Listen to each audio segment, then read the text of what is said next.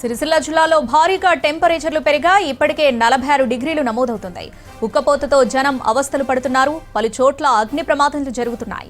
జిల్లాలో పౌల్ట్రీ ఫారానికి మంటలంటుకున్నాయి. దీంతో వేల సంఖ్యలో కోళ్లు మృత్యువాత పడ్డాయి. జిల్లాలో ఎండలు వడదెబ్బపై మరింత సమాచారం బాబు యాదవ్ అందిస్తారు. గత కొద్ది రోజులుగా ఎండలు దంచి కొడుతున్నాయి. దీంతో జనాలు బయటకు రావాలంటేనే భయపడుతున్నారు. ఒకవైపు ఉక్కపోత, మరోవైపు వడగాళ్లతో జనాలు చాలా ఇబ్బందులు పడుతున్నారు.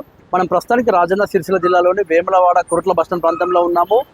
చూడొచ్చు, ఇది వేములవాడలోని కురుట్ల బస్టాండ్ ప్రాంతం. గత కొద్ది రోజులుగా చూసుకుంటే మనకు వేములవాడ, ఇటు సిరిసిల్ల, ఎల్లారెడ్డిపేట, గంభీరావుపేట, ఇటు చందుర్తి మండలం, రుద్రంగి, ఇల్లంతకుంట, ఇట్లా చాలా ప్రాంతాల్లో కూడా ఇటు ఒకవైపు ఉక్కపోతతో, మరొక వైపు వడగాళ్లతో చాలా ఇబ్బందులు పడుతున్నారు. మనం చూసుకుంటే దాదాపు మన సిరిసిల్ల జిల్లాలో 46 డిగ్రీల పైనే సిరిసిల్ల దాటిపోయింది. దీంతో గతం కంటే ఈసారి భిన్నంగా ఉక్కపోత కూడా ఎక్కువగా అయిపోయింది. ఇటు వృద్ధులు, చిన్నారులు, కార్మికులు తీవ్ర ఇబ్బందులు ఎదుర్కొంటున్నారు.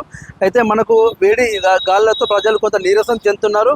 అయితే అధికారులు అయితే ఇప్పటికే అవసరమైతే తప్ప బయటకు రావద్దని చెప్పేసి అధికారులు అయితే హెచ్చరికలు జారీ చేశారు.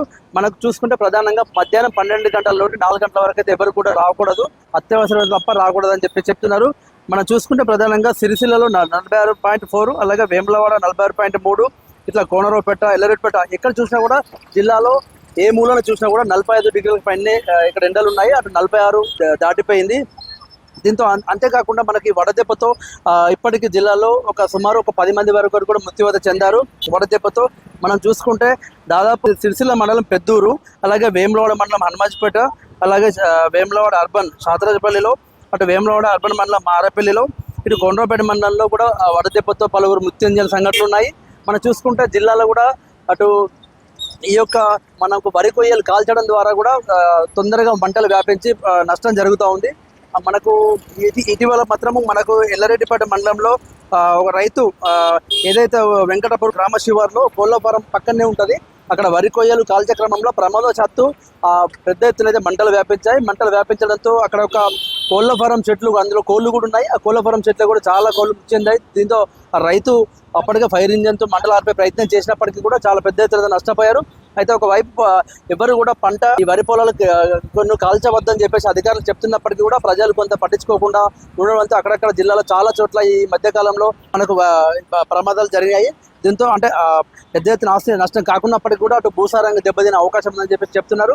మొత్తం ఓవరాల్గా చూసుకుంటే గత సంవత్సరం కంటే ఈసారి రాజన్న సిరిసిల్లాలో అధిక వేడి, అధిక ఉష్ణోగ్రతలు నమవడం, వడదెబ్బతో సుమారు 10 మంది వరకు చనిపోవడం అయితే కొంత ఆందోళన కలిగిస్తుంది.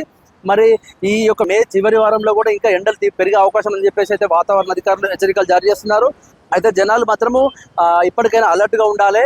ఎందుకంటే ఈ రోజు ఇంకా చిన్నారులు, వృద్ధులు చాలా జాగ్రత్తగా ఉండాలి. ఏదైతే అత్యవసరం అయితే తప్ప బయటకు రావద్దని చెప్పేసి అయితే అధికారులు అయితే చెప్తున్నారు. ఎందుకంటే ప్రధానంగా మనకు 50, 55 ఏళ్ళు, 60 ఏళ్ళు వచ్చిన వాళ్ళందరూ కూడా చాలా జాగ్రత్తలు తీసుకోవాలని చెప్తున్నారు.